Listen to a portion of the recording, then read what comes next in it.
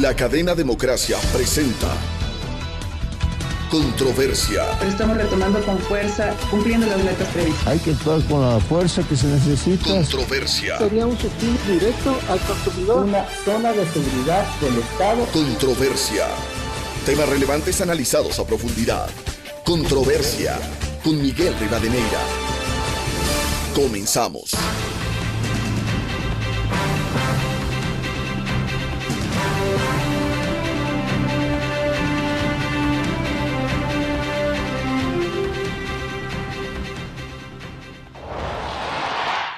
Un saludo cordial a los seguidores del programa Controversia en Escena a través de Exa FM, Democracia M y Democracia TV, programa que nos llevamos de manera ininterrumpida durante 37 años aproximadamente.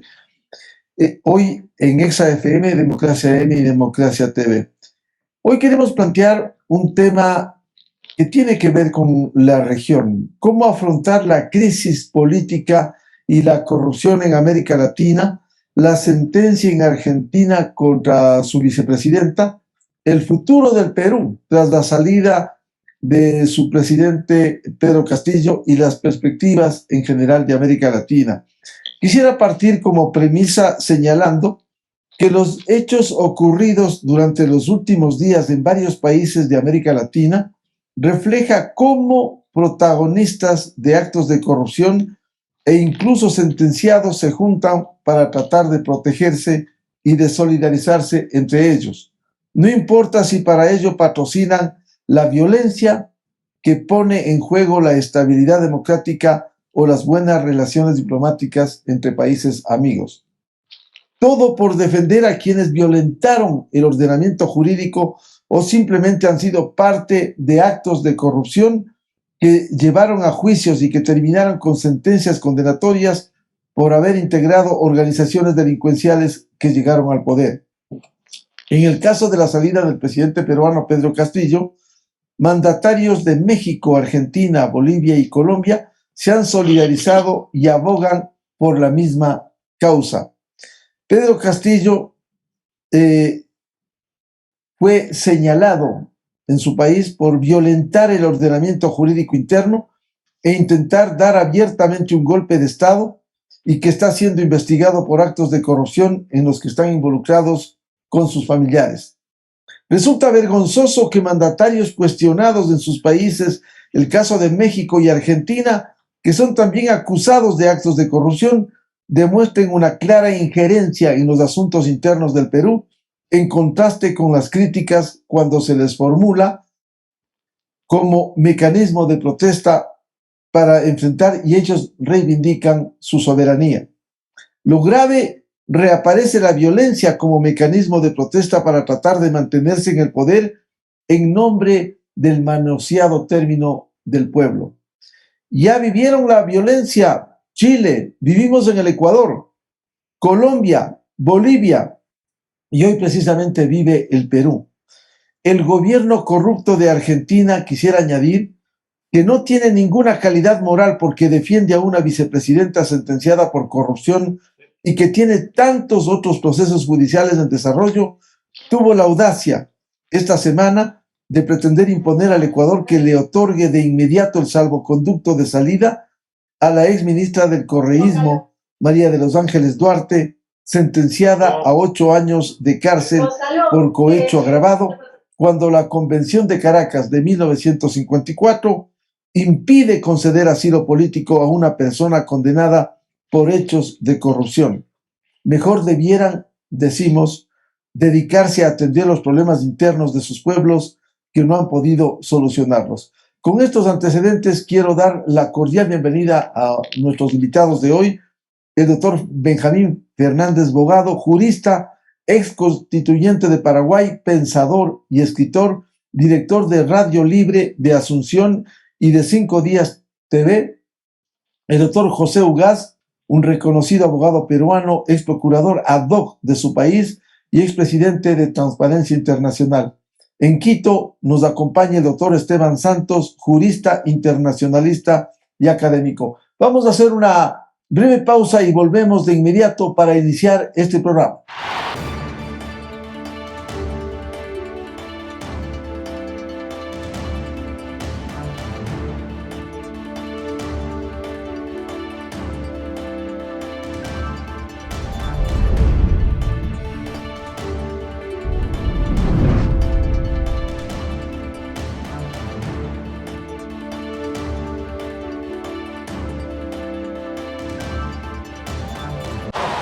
Este es el programa Controversia en Escena a través de EXA-FM, Democracia M y Democracia TV.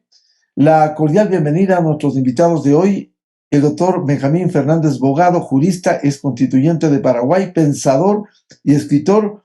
Doctor José Ugaz, abogado peruano, ex procurador ad hoc de su país y expresidente de Transparencia Internacional. Y el doctor Esteban Santos, jurista, internacionalista y académico. El tema: ¿cómo afrontar la crisis política y la corrupción en la región? La sentencia en Argentina contra la vicepresidenta, el futuro del Perú tras la salida de su presidente Pedro Castillo y las perspectivas en América Latina. Quiero señalar también que este programa se transmite en directo a través de Radio Libre de Asunción y 5 Días Televisión. Quiero empezar con el doctor Benjamín Fernández Bogado, precisamente. ¿Cómo ve este panorama en América Latina en estas condiciones? Muy buen día. Un saludo cordial para ti, Miguel, y para los participantes de este debate, que creo que sigue siendo la cuestión central de nuestra América Latina.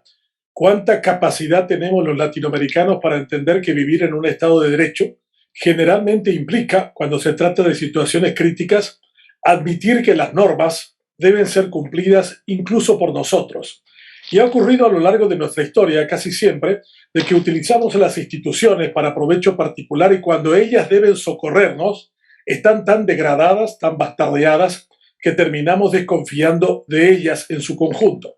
Lo que estamos observando ahora es el deterioro del Estado de Derecho en su conjunto, en donde hay varios signos preocupantes. La corrupción rampante que ha llevado a muchos gobiernos a buscar en las instituciones judiciales formas cómplices de manifestación del poder, y por el otro lado la urgencia y la necesidad de ir detrás de las cuestiones que están detrás de la pobreza, de la inequidad, de cuestiones de carácter económico que realmente nos han rezagado notablemente y que muchas de ellas tienen que ver con la corrupción.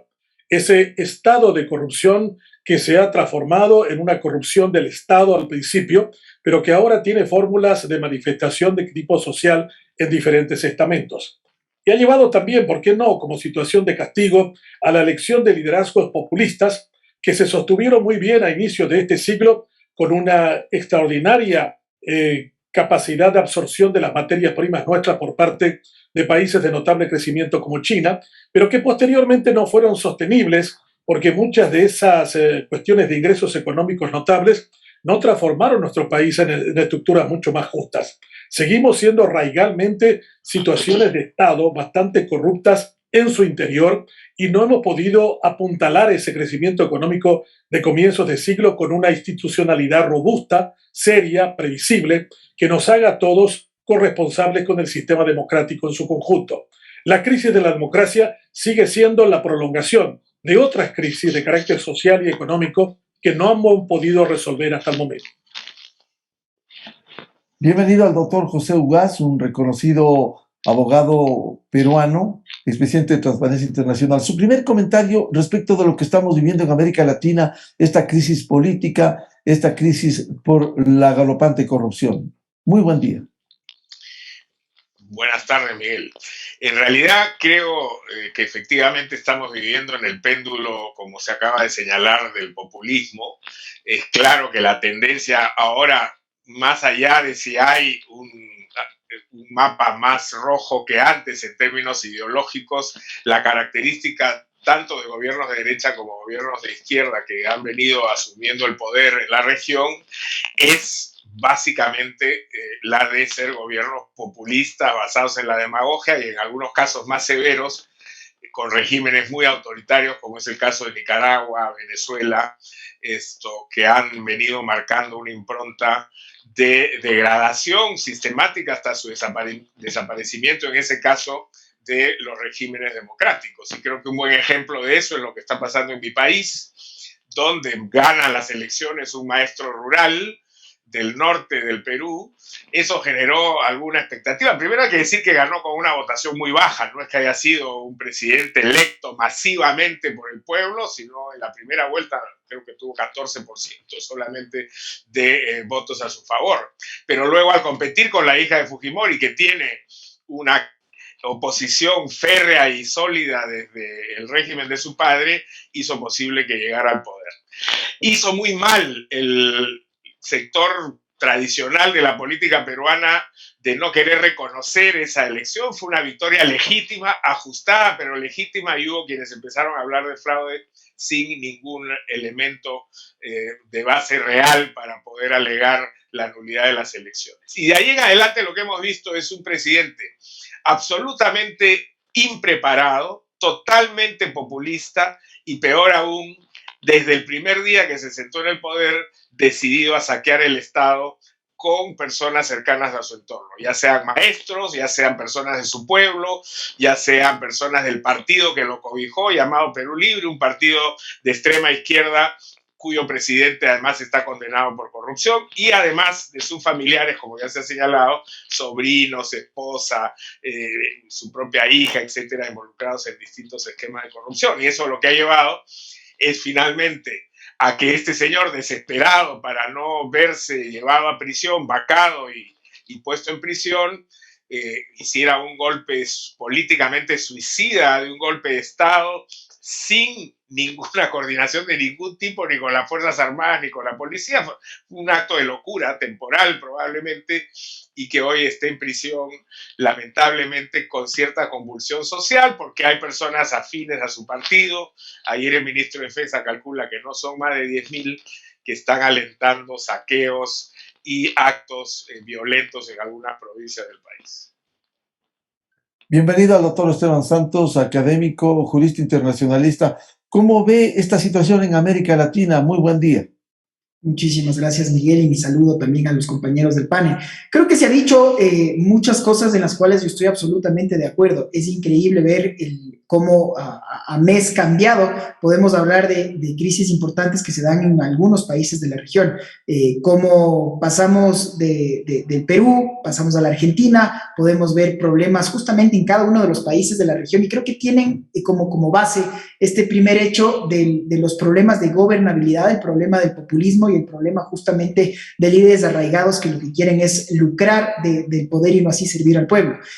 Yo creo que lo que ha pasado puntualmente es que ahora con esta nueva, y creo que ahí es uno de los primeros puntos de debate que me gustaría topar, es que, como se hablaba, como el péndulo de la región acaba de moverse una vez más hacia la izquierda, exceptuando a Paraguay, al Uruguay y al Ecuador, entonces parecería que habría una vez más esta voluntad en torno a favorecer a gobiernos con este corte de izquierda populista. Y esto creo que lo hemos visto parcialmente, porque efectivamente hay un primer comunicado que se lo hizo saber por parte de México, Colombia y de Bolivia, en donde rechazaban un poco lo acontecer en Perú, algo que en lo personal me llama la atención, porque son gobiernos que siempre han dicho como punta de lanza la no injerencia en asuntos internos, y bien que se meten en asuntos internos cuando así lo estiman. Creo que es muy importante ver, sin embargo, la declaración del presidente electo, José Ignacio Lula da Silva, que en cambio marca sus distancias, que reconoce el índole de lo que ha pasado en el Perú y reconoce pues esta sucesión presidencial.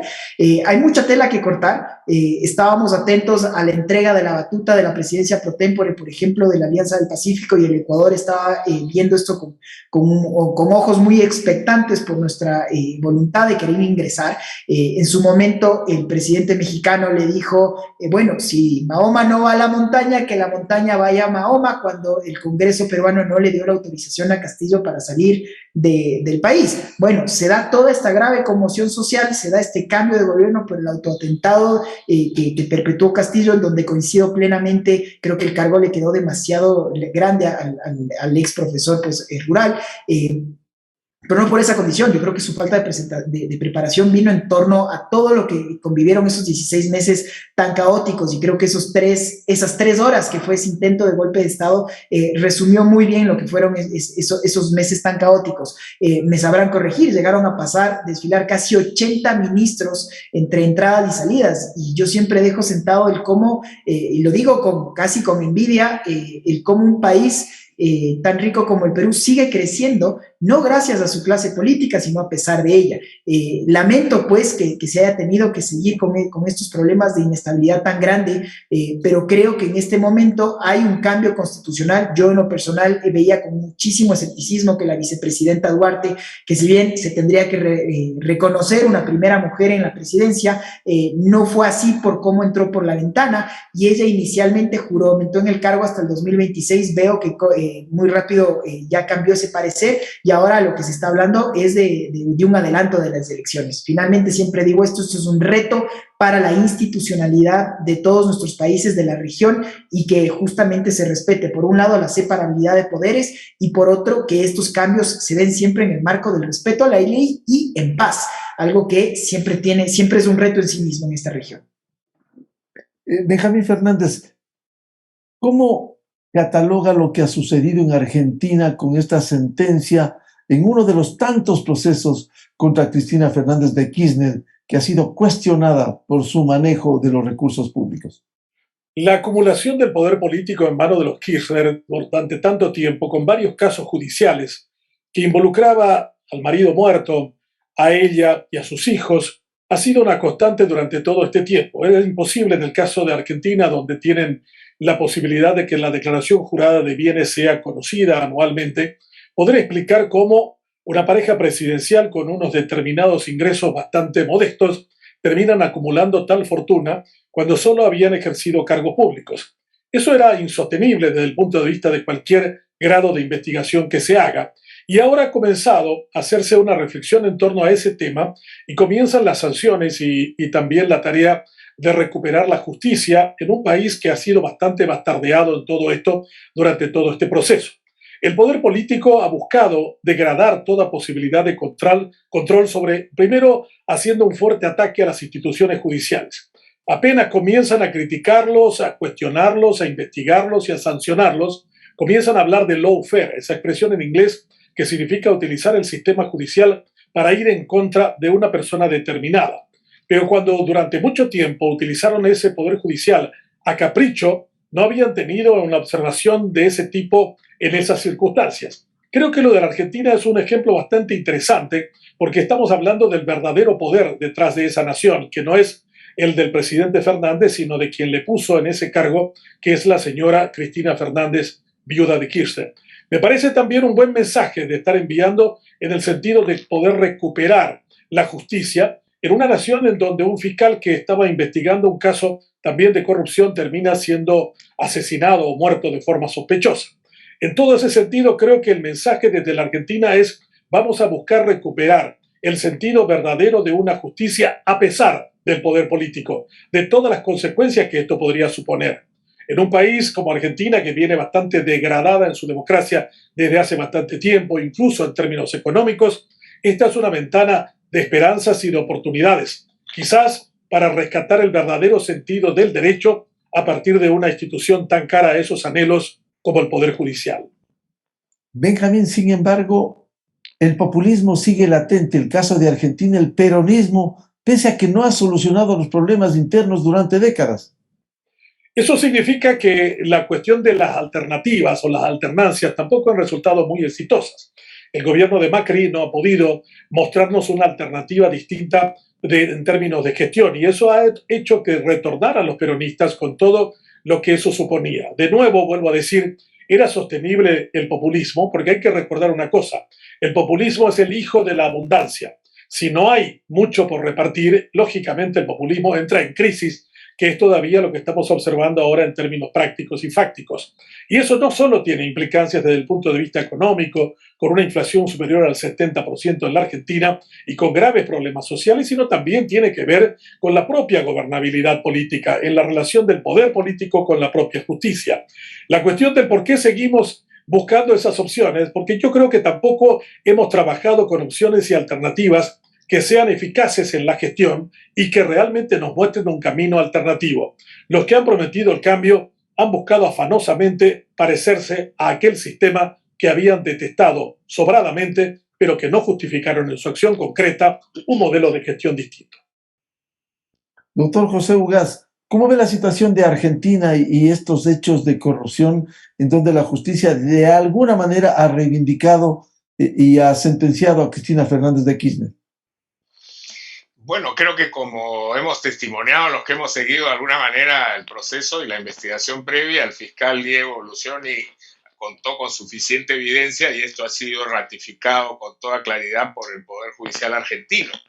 En ese sentido, hablar de persecución por parte de la justicia cuando existe un cúmulo de elementos que técnicamente establecen los niveles de responsabilidad que exige la ley penal, carece de sentido. Pero es muy fácil atacar a los juzgadores y a los fiscales, decir que uno es un perseguido político. Es decir, no hay corrupto en el universo que hayamos conocido que no diga que es un perseguido político y que le eche la culpa a su investigador o a la justicia. Ciertamente habrá algunos casos en los que, como ha mencionado el señor Fernández, el lawfare se convierte en una fórmula de distorsión de la justicia, pero ese no es el caso de lo ocurrido en la Argentina, como no es el caso de lo que ha ocurrido con Pedro Castillo en el Perú, donde las 7 investigaciones que tenía antes de su autogolpe o su pretendido autogolpe, las 9 que tiene hoy más los 50 pedidos de investigación adicionales, lo entierran en un cerro de evidencia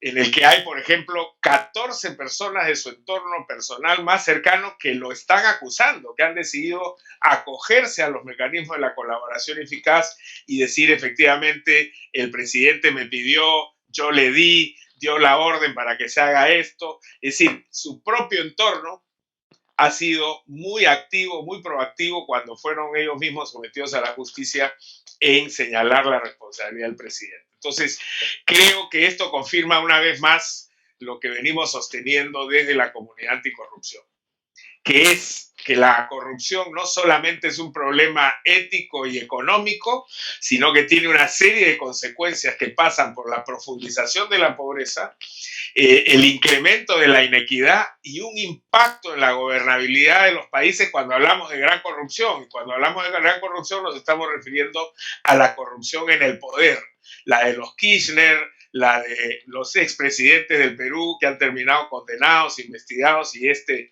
en particular, Pedro Castillo, por la rapidez con la que se subió al tema de la corrupción, que terminan no solamente generando falta de gobernabilidad, sino poniendo en riesgo el propio sistema democrático, lo cual es realmente dramático para países como los nuestros que están saliendo de una pandemia, que estamos en medio de una crisis económica y que eso se va a traducir en un incremento de los precios, en hambre y puede convertirse en una fórmula explosiva si es que no se encuentran salidas en el corto plazo. Doctor José Ugaz, ¿y cómo cortar esta corrupción como se ha evidenciado en Argentina, como se ha evidenciado y usted ha señalado en el Perú reciente?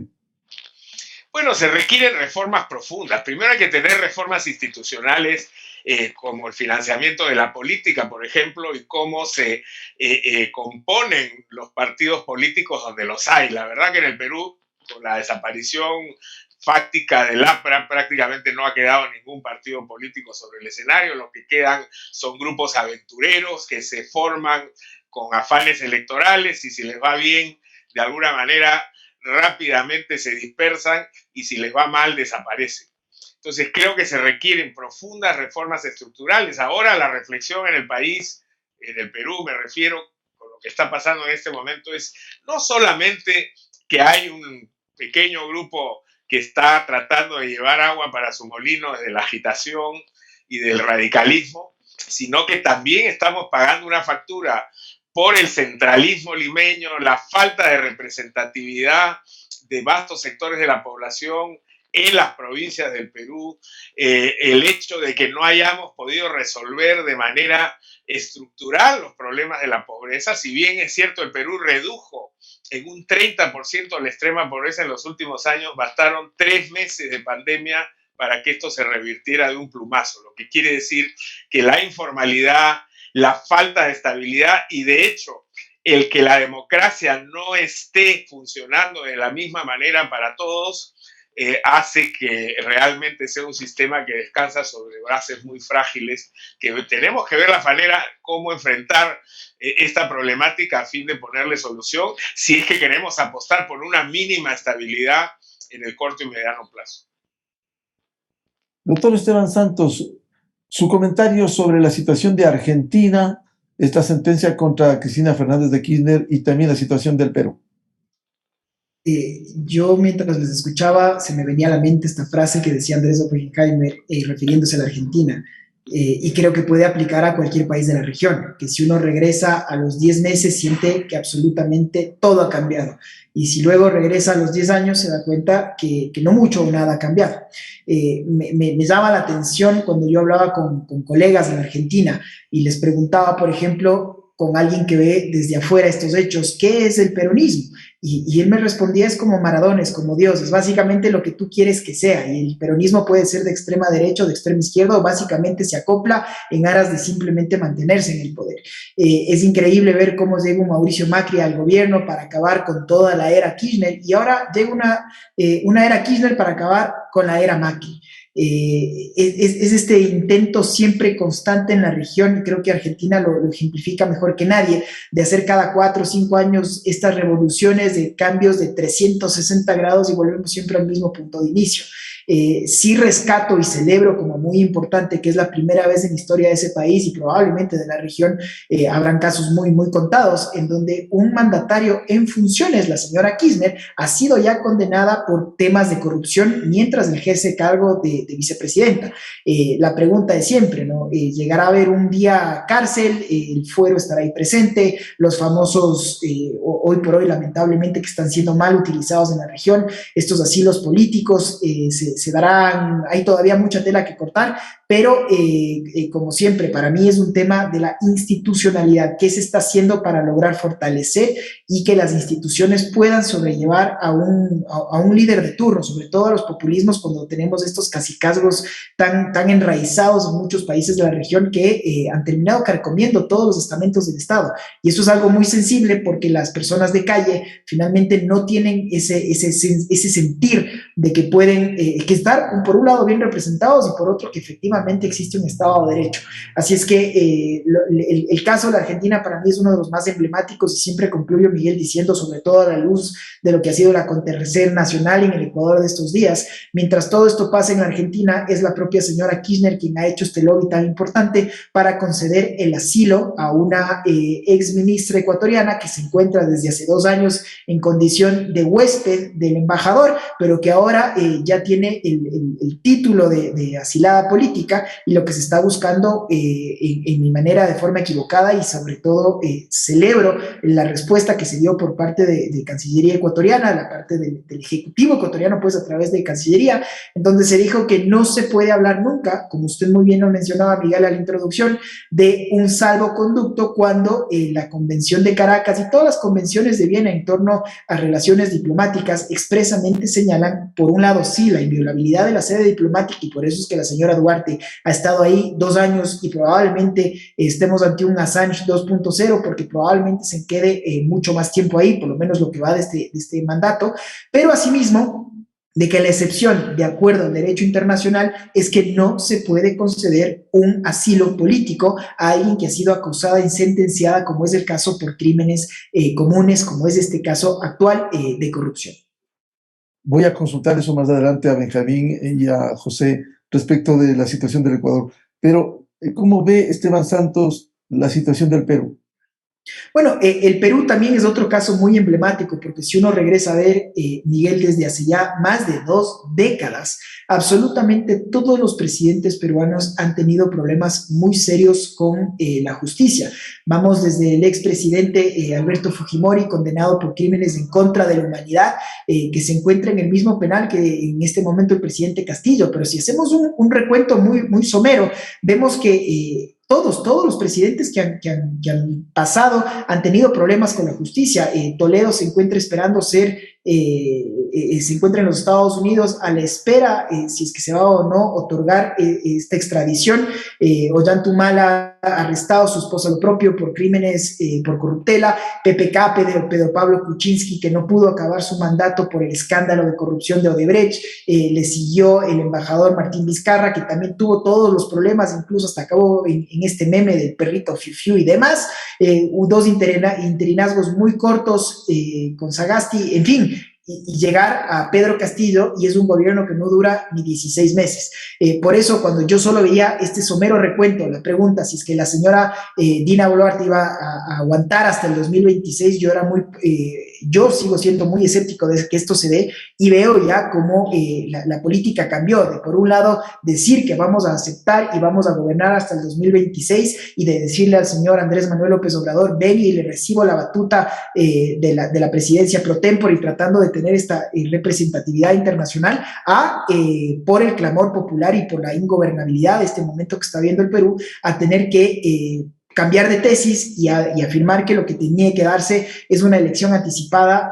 Vamos a ver los tiempos, ¿no? Que eso es lo que se está negociando. Pero en todo caso, es un tema endémico, y yo creo que es algo que podemos reflejarnos muchos de los países de la región. Cuando hablamos de los congresos o de las asambleas y preguntamos a un ciudadano de calle, probablemente sean estas mismas respuestas de hartazgo, de no representatividad, o incluso, digo, con este meme de cuando se decía, no esperamos nada bueno de ustedes y aún así lograron decepcionarnos. El problema es que cuando los ciudadanos no se sienten representados, cuando los ciudadanos ven solo estos actos de corrupción que se repiten y no hay un cambio, y sobre todo a eso se le agregan los problemas de inflación, los problemas de escasez, los problemas del día a día, del vivir, pues esto es una eruptiva del conflicto que por lo general, y esperemos no sea el caso, acaba siempre en episodios de violencia, que es lo que se espera a través de la práctica de la negociación y la política, se lo logre evitar. Doctor Benjamín Fernández, ¿cómo ve la situación del Perú? Bueno, en el caso peruano, en realidad, bien lo apuntó José, que conoce bastante por ser de ese país. El hecho de que un país en los últimos 6 años tuviera tantos presidentes que fueron cambiados por cuestiones de corrupción nos marca claramente dónde se encuentra la base del péndulo de la política de ese país. También nos dice, quizás mirándolo desde el lado de decir que, bueno, pero tuvieron que salir por corrupción, lo que significa que las instituciones han comenzado a funcionar, porque no solo lo han señalado como tal, sino también otras instituciones como el Congreso han decidido que había razones suficientes para eso. Ahora se duda mucho en el Perú porque dicen, bueno, Castillo fue un presidente electo, ¿cómo lo van a sacar del cargo 1 año y medio después de haber asumido? En el caso de Paraguay, que conozco porque vivo acá y soy paraguayo, hemos tenido también circunstancias similares con Fernando Lugo, que cuando asume la presidencia fue el final de un largo periodo continuado del Partido Colorado, que es como el Partido Peronista, o como era el PRI en México, uno de los grandes y largos partidos en la continuidad del poder, y que han encontrado una forma litúrgica de repetir cada cierto tiempo su permanencia en el cargo. Sin embargo, aquello también fue un hecho de mala gestión, y no fue bien visto el hecho de que se pudiera modificar la presidencia de la República a través de la decisión de un Congreso. Suelo decirlo a la gente también sobre esto, que el mismo Congreso que termina sacándole al presidente Castillo fue el mismo que había sido electo con él en las elecciones. Por lo tanto, si acertaron con el presidente, también acertaron con sus congresistas. Pero hay muchos que también cuestionan diciendo, pero ¿qué autoridad moral, qué capacidad ética tienen aquellos que han terminado sacándole a Castillo del cargo? La cantidad de votos era bastante importante y superaron grandemente lo que realmente se necesitaba como base primaria para modificar la permanencia de un presidente en el cargo. Creo que allí también, y José ha estado hablando muy bien de las cuestiones de fondo de nuestras democracias. Democracias que están sumidas en pobreza son muy difíciles de sostenerse en términos institucionales. Si no resolvemos esa cuestión, vamos inclusive a encontrarnos con países que tenían un desarrollo económico portentoso, pero tenían una desigualdad enorme, como el caso de Chile, que termina eso galvanizándose en una manifestación popular de más de 1 millón de personas en las calles de Santiago y haciendo que se convoque a una constituyente como una fórmula para encontrar una salida a la crisis. Creo que mientras exista una gran inequidad en términos económicos, un alto nivel de pobreza en nuestros países, mientras la política no haga su tarea de la búsqueda del bien común, mientras que llegar al poder sea simplemente la oportunidad para reivindicarse socialmente o para reclamar un espacio que la sociedad tendría que haberle dado a eso, estamos llenos de gente que realmente son demagogos, o sea, grupos de personas que tiran la democracia para abajo, y lo que requerimos son anagogos, gente que realmente eleve la condición colectiva a un modelo de democracia que entusiasme. Las democracias nuestras están llenas de gente que solo busca el poder por el poder mismo y no encuentra en él el nivel de servicio para enfrentar los grandes temas que están en el trasfondo de todo eso. Mientras no podamos hacer eso, vamos a encontrar un país como Perú que ha tenido un crecimiento económico extraordinario en los últimos años como un ejemplo de modelo económico, pero si eso no se reparte correctamente, vamos a seguir teniendo Pablo Castillo y otros más que van a surgir desde el fondo de esas naciones que incluso buscan castigar al sistema democrático premiando a un demagogo de ocasión. Debemos buscar mecanismos que realmente nos reivindiquen con lo mejor que tenemos y para eso los políticos tienen que hacer su tarea, la búsqueda del bien común. Los partidos políticos han sido vaciados de contenido y solo buscan alcanzar el poder como meta central. Y con eso puede servir para satisfacer algunos egos particulares, algunos deseos crematísticos circunstanciales, pero no estamos sosteniendo la democracia como debiéramos los latinoamericanos. Incluso estamos perdiendo oportunidades relevantes y estamos buscando opciones a como sea, eligiendo el mal menor y no el mejor de todos. Doctor Benjamín Fernández, ¿y por qué? Esto explica lo que usted señala, la violencia que se ha presentado en algunos países y que hoy precisamente está viviendo el Perú. El diálogo en la democracia es el elemento central. Para llegar a consensos hay que dialogar mucho. El consenso es la fase más elevada del diálogo. Y lo que hemos tenido en todo este tiempo son diálogos infructuosos, un debate muy pobre y muy lamentable de nuestros congresistas que deberían representar nuestros intereses. Si uno mirara de qué hablan nuestros congresistas, veremos que son congresos endogámicos, se miran al ombligo y no están hablando de los grandes temas que la gente realmente quiere que se responda. En ese clima, en ese ambiente, vamos a seguir viendo que el debate va a ser en las calles, quemando autobuses, manifestándose una bronca, un enojo de manera violenta, como hemos visto también incluso en un Brasil donde Lula gana por un estrecho margen a Bolsonaro y en las calles de Brasilia el pasado día lunes nos mostraron imágenes de gente descontenta por ese resultado tan estrecho que realmente marca un nivel de crispación y de agrietamiento notable entre las fuerzas políticas de esa nación. A mí me parece que debemos recuperar el diálogo institucional para adentro. Las instituciones tienen que convertirse en canales de comunicación de los intereses colectivos. Pero no solo hay que dialogar, hay que hacer, hay que dedicarse a las tareas. Como decía Ortega y Gasset, que había pasado un tiempo en la Argentina durante el tiempo tumultuoso de España, de la Guerra Civil, cuando se retornó a España les dijo a los argentinos, argentinos a las obras. Y yo creo que eso vale para todos nuestros países. Perú a las obras, Ecuador a las obras, Paraguay a las obras. Si nosotros no mostramos que realmente la democracia es el menos malo de los sistemas políticos, como decía Churchill, pero que trabaja para el interés de la gente, vamos a seguir viviendo tiempos tumultuosos, agravados por la falta de diálogo que encuentra en las manifestaciones callejeras la única forma de verbalizar su bronca. Vamos a hacer una ligera pausa y volvemos con el doctor José Ugaz.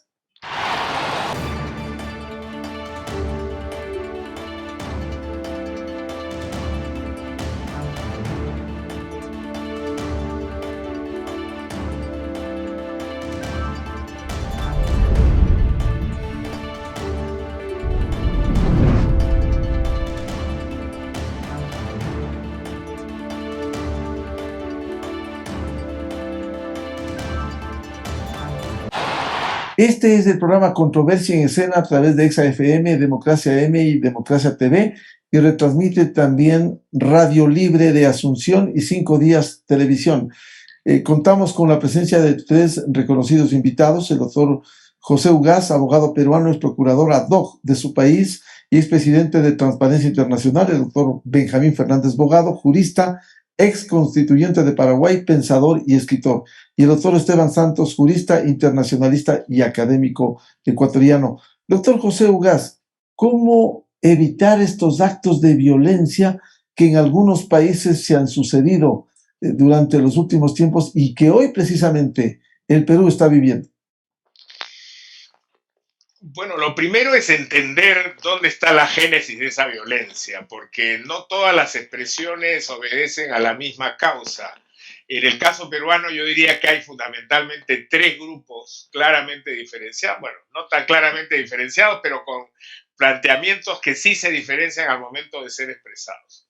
Hay un grupo al que ya me he referido, que podríamos llamar intrínsecamente violentista, con una evidente motivación política, peligrosamente en algunos niveles asociado con experiencias del pasado en materia de terrorismo, es decir, con grupos generados por Sendero Luminoso o el movimiento revolucionario Tupac Amaru. Esas personas debidamente coordinadas con una mínima base de organización son las que están promoviendo los saqueos, la destrucción de infraestructura, han atacado medios de comunicación, están tratando de interrumpir el movimiento de algunos aeropuertos, etc. Luego hay un segundo grupo que es lo que está expresando es, de alguna manera, su descontento con el sistema político en general. Que se vayan todos, que se vaya el Congreso y no solamente destituyan al presidente. Ese grupo reconoce de alguna manera que Pedro Castillo ha tenido un gobierno cleptocrático, es decir, que llegó para empezar a robar desde el día de uno, altamente ineficiente, en el que parecía que una de las condiciones para ser designado ministro o alto funcionario de Estado fuera tener prontuario de algún tipo. Efectivamente, aquí se han cambiado casi 6 decenas de ministros en un país donde no tenemos más de 16 ministerios en el lapso de 14 meses. Y eso da cuenta, esa altísima rotación, de que efectivamente no había ninguna preparación para poder gobernar.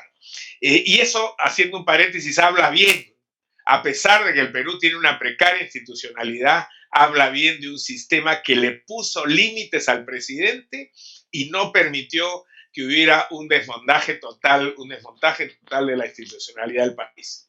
Pero entonces este segundo grupo que sale a protestar dice no solamente que se vaya Castillo, sino también que se cierre el Congreso y que se adelanten las elecciones. Este reclamo de adelanto de elecciones o elecciones anticipadas creo que es un reclamo mayoritario en este momento. Como ha señalado bien Esteban, no solamente la presidenta ha tenido que cambiar, luego decir que ya iba a terminar el mandato de Pedro Castillo, sino que luego dijo que lo iba a adelantar para el 2024 y ahora está haciendo esfuerzos, dice ella, en coordinación con los organismos electorales y demás instituciones representativas del país, en poder plantear un adelanto de elecciones para diciembre del 2023. El problema es que antes de esa fecha es casi imposible tener elecciones adelantadas con todo lo que implica eso en términos de procedimientos constitucionales y la propia organización de las elecciones. Pero ese grupo no es el grupo de los extremistas que lo que buscan es el caos para tratar de llevar agua para su molino, sino un recambio, digamos, en el poder que permita de alguna manera aliviar esta presión que hemos sentido todos desde que Castillo llegó al poder. Y el tercer grupo creo que es un grupo más amplio que está entre el descontento extremo y la desesperación. En este momento estamos viviendo una sequía muy fuerte en el país.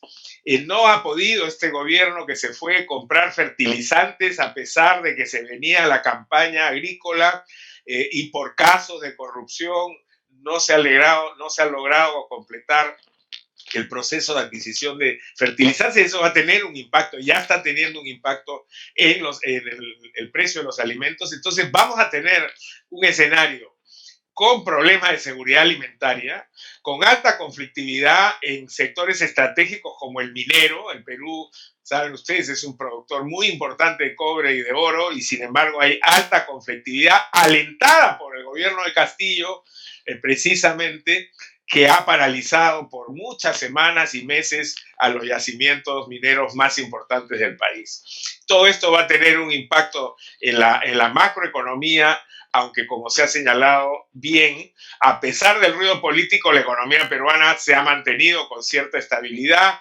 No se ha producido el crecimiento que esperábamos, pero un 3% para las condiciones en las que estamos no está mal. La inflación está, creo, bastante controlada, pero esto puede ir en un proceso de deterioro acelerado que termine pues en una situación más explosiva y con menos posibilidad de control.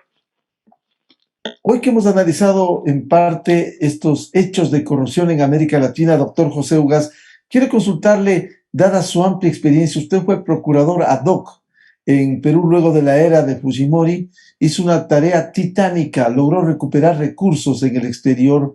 Seguimos de cerca hace 2 décadas esto. ¿Cómo lograr que nuestros países no solo castiguen por la vía judicial a los corruptos, especialmente a los políticos, sino también que se recupere esos recursos?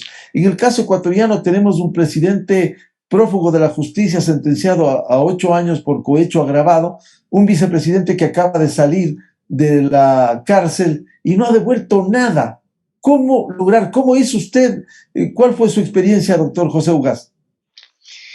Bueno, en primer lugar, aclarar que yo fui procurador ad hoc, es decir, el procurador especial, el defensor del Estado para el caso Fujimori Montesinos. Por eso se llama ad hoc, porque era solamente para ese caso, que era un caso titánico, claro.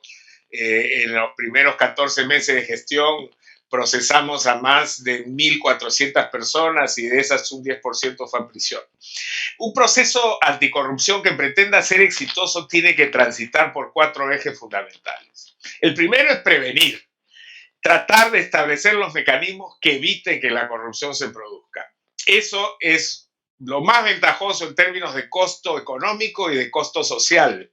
Y por lo tanto, si no tenemos una infraestructura anticorrupción preventiva, luego vamos a ir a poner nuestra esperanza solamente en la represión, en la investigación, en la persecución. Pero bueno, el primer escalón es la prevención, el segundo es el de la investigación y sanción de los corruptos.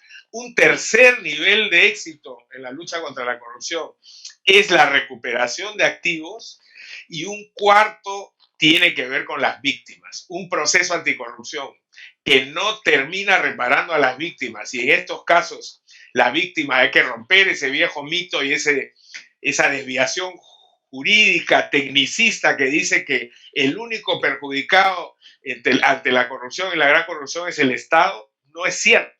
Detrás del Estado hay seres humanos con nombre y apellido, y esos son los que pagan la factura, y normalmente son los más pobres y los más vulnerables de nuestro país. Entonces hay que ver la forma de modificar nuestros sistemas para que esas víctimas de carne y hueso finalmente sean reparadas con el daño a veces irreversible que se les causa, por muerte, porque la corrupción mata, la corrupción niega educación, acceso al agua potable, etc. Cuando nosotros hicimos el esfuerzo en el caso Fujimori Montesinos, habían pocas herramientas, pues esto hace 22 años atrás. No había, por ejemplo, en el Perú la Convención de Naciones Unidas contra la Corrupción, no teníamos una unidad de inteligencia financiera, no existían las plataformas digitales y técnicas que hoy existen para luchar contra la corrupción, pero precisamente eso demuestra que sí se puede hacer. Y se puede hacer en la medida en que haya voluntad política. Nada de lo que hicimos nosotros hubiera sido posible si no hubiéramos contado con el respaldo del presidente Paniagua, ¿no? Curiosamente, los 2 mejores gobiernos que ha tenido este país desde que yo tengo uso de razón han sido transitorios. El de Valentín Paniagua después de la caída de Fujimori, y el de Sagasti después de la salida de Vizcarra. Entonces, sin voluntad política eso no es posible. No se trata de tener buenas leyes, sino, creo yo, de un mínimo de agentes del Estado, y eso lo demostró Lavajato en sus orígenes y lo está demostrando aquí también todavía la Fiscalía en los casos de corrupción emblemática. No es casual que efectivamente tengamos a los últimos 7 presidentes sentados en el banquillo de los acusados. Uno incluso se quitó la vida para rehuir la pérdida de su libertad. Entonces, el Perú vive una situación esquizoide, ¿no? Por un lado, es probablemente el Perú con más alto perfil de corrupción en este momento, pero a su vez es el país que mejores resultados puede exhibir en la lucha contra la corrupción. Y eso demuestra que el problema de la gran corrupción no se resuelve desde la justicia. La justicia permite, de alguna manera, romper las rutinas de impunidad y reparar a quienes han sufrido el daño, y por supuesto, eso implica sancionar a los responsables. Pero fíjese usted dónde estamos, Miguel, hoy día, después de 22 años o de 21 años de un exitoso proceso contra Fujimori Montesinos. Estamos en el kilómetro cero, como si nada hubiera pasado. Nuevamente se repite pendularmente la historia. Entonces, creo que hay que hacer un esfuerzo por rediseñar, reestructurar nuestros estados, la búsqueda del bien común como elemento central, pero eso también implica un cambio cultural. Nuestra ciudadanía es una ciudadanía muy tolerante con la corrupción. Y el problema con América Latina es que esa corrupción se ha normalizado. Lo que en otros países sería materia de escándalo, en nuestro medio muchas veces no solamente se ve como una fórmula de ascenso social, sino incluso como algo indicativo de éxito o incluso gracioso. Y esa tolerancia con la corrupción nos está cobrando una factura altísima en estos tiempos. Solo para el registro histórico, ¿cuánto logró recuperar como procurador ad hoc en los casos de Fujimori y Montesinos el doctor José Ugaz en Suiza, en Panamá, en Estados Unidos? Durante mi gestión, que fue de 14 meses, logramos recuperar, me parece que 78 millones de dólares, pero luego con los procuradores que me sucedieron, el Perú ha recuperado una cifra que excede los 350 millones de dólares que fueron desviados por Fujimori y Montesinos. Bien, eso para el registro histórico. Doctor Esteban Santos, ubíquenos en este debate la situación del Ecuador, en donde hay procesos judiciales, en donde también esta corrupción ha determinado este pedido de salvoconducto de Argentina al Ecuador por el caso de una sentenciada por cohecho agravado.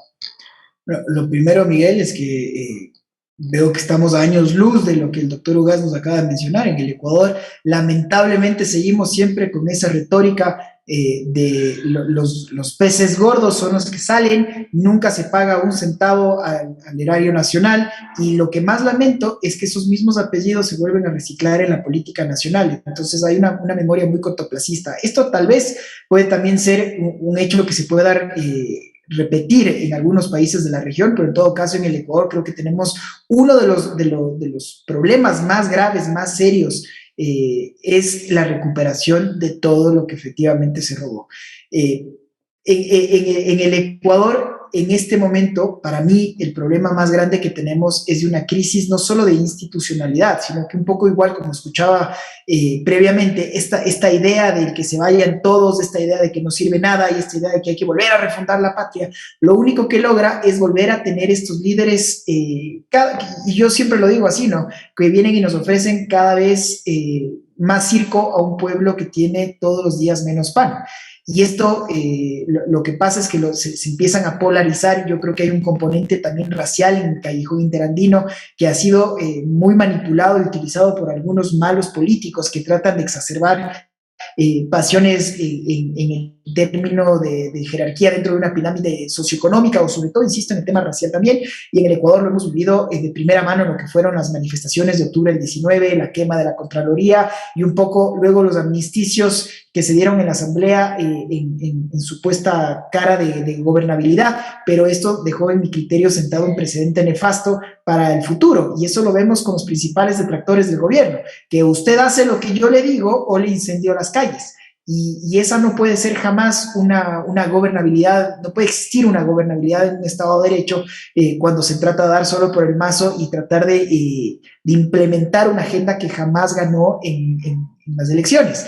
Si yo regreso a ver muchos de los gobernantes, y creo que la señora Boluarte es un mejor ejemplo de esto, si es que usted hasta semana y media, 2, me preguntaba quién es, o con muchísima honestidad le reconozco que no tenía idea quién era esta señora, y probablemente muchas personas en el Perú lo propio. Entonces, que lleguen personas no solo sin las credenciales para el cargo, sino que también sin este bagaje electoral, que tampoco le da legitimidad, es otro de los problemas de fondo. Yo estaba revisando que en este momento, este gobierno, que vamos a llamarlo interino en el Perú, acaba de declarar estado de emergencia en todo el país. Entonces la información va cambiando conforme el pasar de las horas. Y yo creo que aquí tiene que darse una respuesta muy clara, primero por parte de la comunidad internacional. Creo que la Organización de Estados Americanos aquí tiene un rol protagónico para que se demuestre que lo que hubo aquí es un intento de golpe de Estado, y por lo tanto lo que se ha dado son estos cánones democráticos para la sucesión ordenada. Ahora, es difícil cuando existen muchos gobiernos, como yo veo abiertamente, por ejemplo, al presidente colombiano, al señor Petro, que ya tuvo su paso por la Corte Interamericana de los Derechos Humanos, que él abiertamente cuestiona este sistema y está exigiendo pues que se actúe y se otorguen medidas cautelares a favor de Castillo. Y vuelvo otra vez a este principio, ¿no? Decimos que no intervención en asuntos internos y luego mandamos unas declaraciones de este nivel. Hay mucha tela por cortar, Miguel, y creo que siempre termino en esta idea de lo importante que es tener una burocracia bien preparada, seria, proba y que sobre todo que pueda mantenerse al margen de lo que son los vaivenes políticos. Doctor Benjamín Fernández, en este combate a la corrupción en América Latina, ¿cómo lograr recuperar los recursos que se robaron estos políticos? He venido promoviendo esa idea desde hace mucho tiempo en el Paraguay. Transparencia Internacional ha colocado de manera reiterada a Paraguay como un referente de la corrupción. Estamos en los últimos lugares siempre como referencia de los países más corruptos y tenemos argumentos para eso. Imagínese usted que el próximo domingo hay elecciones en el Paraguay y el candidato a presidente del Partido Colorado, el partido de gobierno, es Horacio Cartes, calificado como significativamente corrupto por el gobierno de los Estados Unidos hace un par de meses. El vicepresidente de la República tiene el mismo estatus, significativamente corrupto, y ambos continúan plebiscitando su nombre en el caso de Cartes y en el caso de Velázquez continuando en el cargo. Hay algunos que también tienen esa condición y siguen estando sentados en los curules del Congreso. Cuando enviamos una señal de ese tipo, pareciera como que no importa qué es lo que diga Transparencia Internacional desde Alemania o que le digan los americanos desde la Secretaría de Estado en Foggy Bottom, porque aquí nosotros nos guiamos por nuestras propias razones y argumentos. Creo que, primero de todos, la sociedad debe escupir y vomitar al corrupto. Mientras sea funcional a esa persona o a un grupo determinado, el debate va a ser aquello de no te metas con mi corrupto, que yo no me meteré con el tuyo. Y creo que esa es una cuestión fundamental y central. Los políticos han deteriorado tanto nuestras instituciones que han hecho llegar a la conclusión de que no se puede ser realmente alguien trascendente en la política si no se es corrupto. En México hay una expresión muy interesante que dice que un político pobre es un pobre político. Y creo que allí está uno de nuestros argumentos. Hay que recuperar la decencia, la integridad y la capacidad de alarmarnos y entender de que realmente el corrupto mata, el corrupto vuelve ignorante a un pueblo y el corrupto fundamentalmente acaba con la democracia.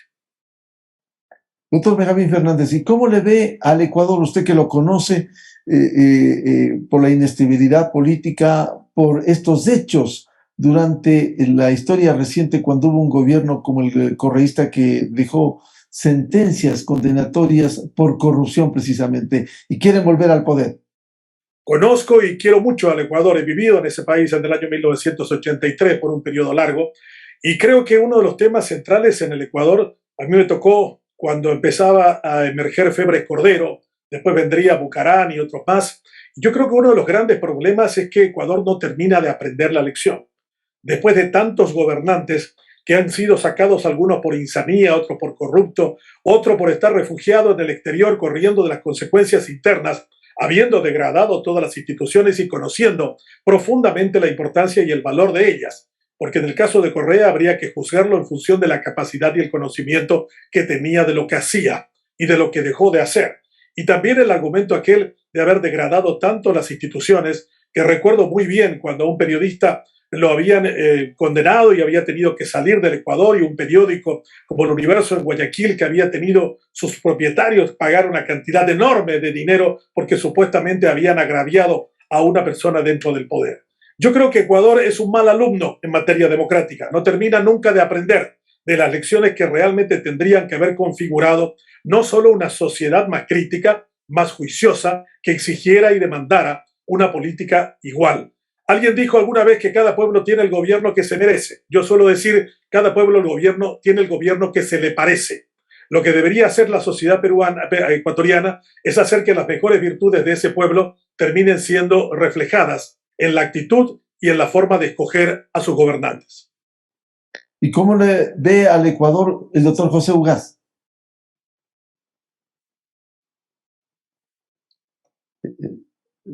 Por favor, el audio. Sí, decía que luego del deterioro que se produjo con el gobierno de Correa y la sorpresa que generó el gobierno del presidente Lenín Morales, me preocupa la forma tan rápida, perdón, Lenín Moreno, la forma tan rápida como se ha deteriorado este actual gobierno. Y creo que eso efectivamente ya ha empezado a expresar algunos síntomas de descontento social con un ingrediente que me parece muy delicado, y es esta creciente presencia del narcotráfico en la realidad ecuatoriana. Ecuador no era un país que nos tenía acostumbrados a este tipo de circunstancias, más bien era propio de Perú, Bolivia y Colombia, México, por supuesto, ya más al norte, pero ahora esta sensación permanente de que hay no solamente incubándose un problema muy grave en los penales como consecuencia del enfrentamiento de distintos bandos narcotraficantes, sino que hay carteles del narcotráfico poderosos que han asentado sus reales en el territorio ecuatoriano, y por experiencia puedo decir que con gobiernos frágiles que no tienen una presencia importante y respaldo popular, el hecho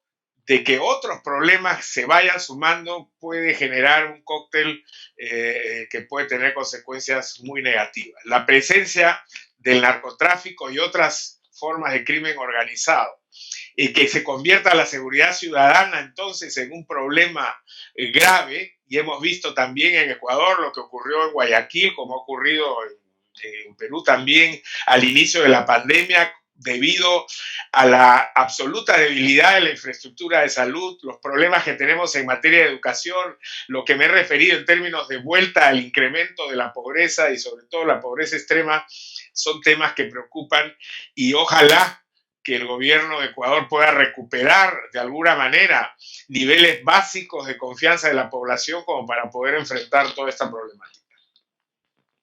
Antes de darle la palabra a Esteban Santos, quisiera consultarle sobre esta incidencia del narcotráfico al doctor Benjamín Fernández. Es uno de los más graves problemas de América Latina, y creo que José ha colocado sobre el tapete. Estamos hablando de poderosas bandas criminales en Centroamérica. Ya conocemos la experiencia de los maras salvatruchas, lo que acontece con Bukele, en donde incluso el Estado de Derecho queda a un costado porque el presidente debe mostrar fortaleza en contra de dichas pandillas.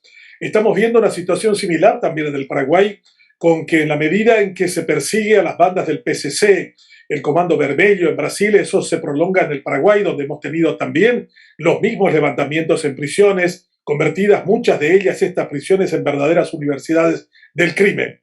Y cuando tenemos muchos casos de personajes envueltos en muchas de estas actividades, calificados como significativamente corruptos, que se encuentran dentro de la arena política, plebiscitan su nombre para los comicios del próximo día domingo aquí en el Paraguay, o tenemos una fiscala general que ha sido durante 4 veces llevada a juicio político y salvada por el mismo grupo político que tiene conexiones con los negocios ilegales, estamos viendo un problema bastante grave que significa que se ha inficionado profundamente en nuestras estructuras estas circunstancias y esta realidad. El Paraguay ha tenido una situación sorprendente en los últimos años, yendo desde el Paraguay hacia los puertos europeos 23 toneladas de drogas, de cocaína. Esos son 23.000 kilos. Estamos hablando de un volumen de exportación similar al producto estrella del Paraguay, que es la soja. Eso significa, en términos de cantidades económicas, casi 5.000 millones de dólares. Si no encontramos realmente una capacidad para que el Estado muestre sus reales en todos estos campos, vamos a tener que enfrentarnos a otro nuevo cáncer, además del populismo: el narcotráfico, el contrabando y los delincuentes. ¿Cómo le ve el doctor Esteban Santos al Ecuador desde Quito? Bueno, yo creo que lo importante, y tomando profunda nota de lo que se ha dicho, el tema del narcotráfico ya es un elefante blanco que no tiene que dejar, sino tiene que pasar a uno de los primeros puntos de la palestra en torno a qué soluciones se les puede dar.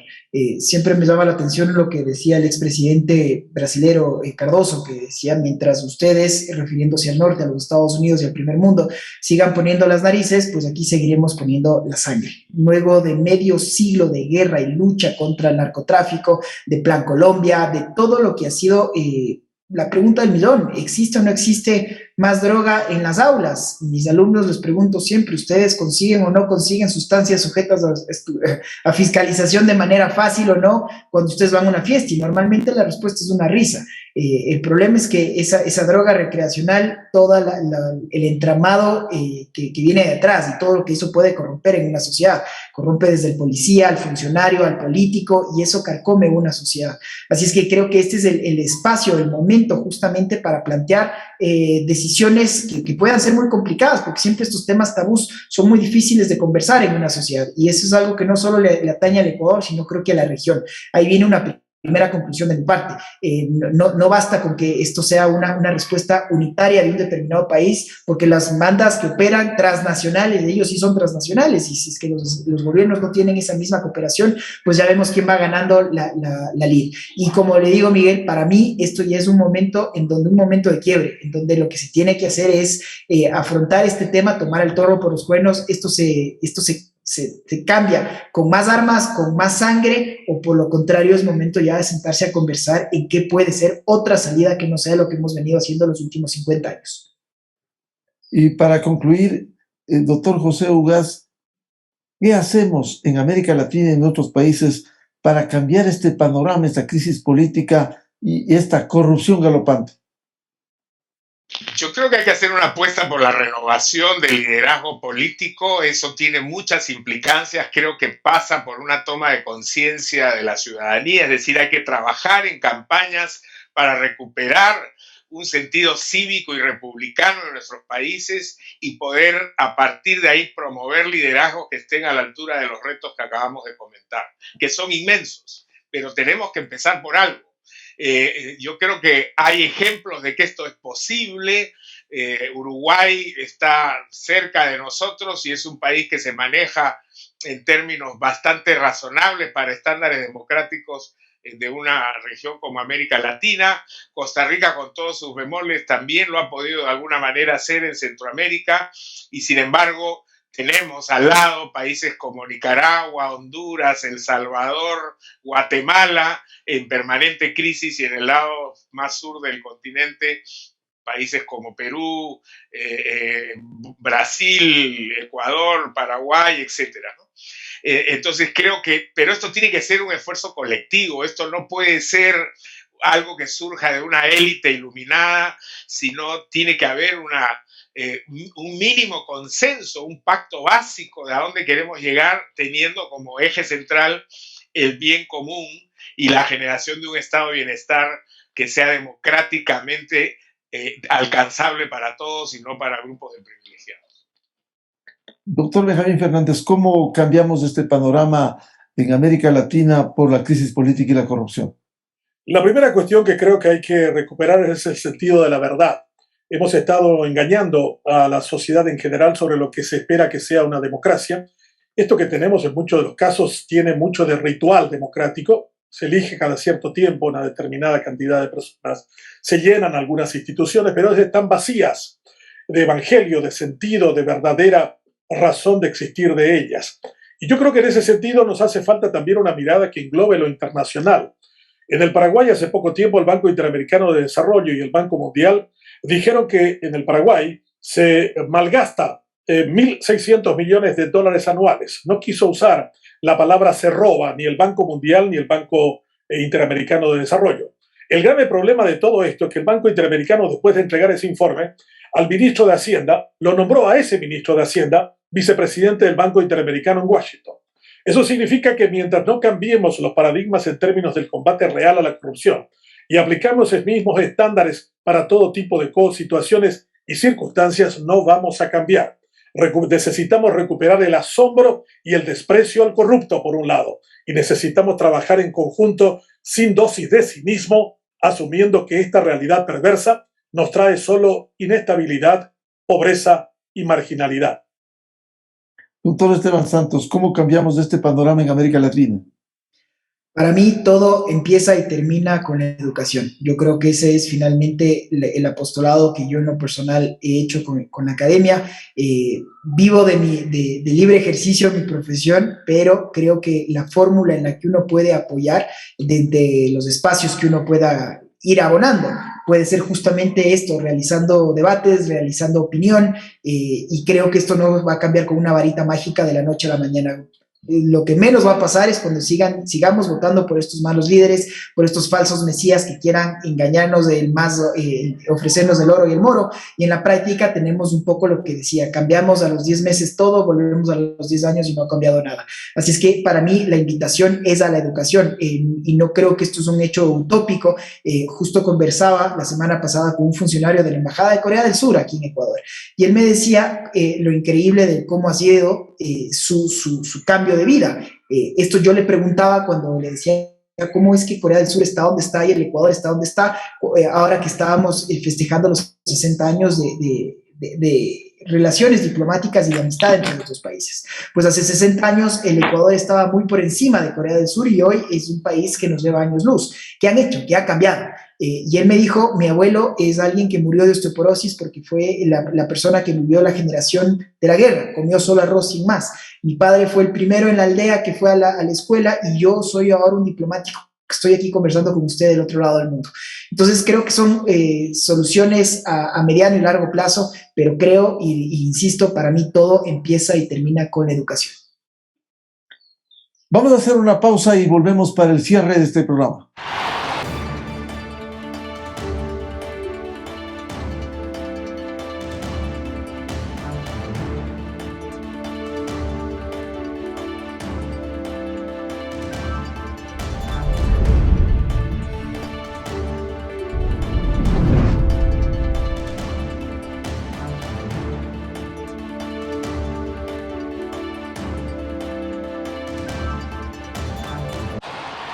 Ha sido reconfortante escuchar a dos voces que emanan sabiduría dada su experiencia. Benjamín Fernández Bogado, desde Asunción, Paraguay, jurista, ex constituyente de Paraguay, pensador, escritor, director de Radio Libre de Asunción y 5 Días Televisión. El doctor José Ugaz, un reconocido abogado peruano, ex procurador ad hoc de su país en los casos de Fujimori y Montesinos, y expresidente de Transparencia Internacional. Y en Quito, el doctor Esteban Santos, jurista, internacionalista y académico. Un gusto a Benjamín, a José y a Esteban escucharles en estas reflexiones. Muy buen día. Buenas tardes. Gracias por la invitación. Buenos días. Un gran gusto y un gran placer. Encantado. Un gusto. Con esto cerramos el programa Controversia en Escena a través de Exa FM, Democracia M y Democracia TV, y les deseamos un feliz fin de semana a todos. Muy buen día. Esto fue Controversia, temas relevantes analizados a profundidad. Miguel Rivadeneira vuelve el próximo sábado.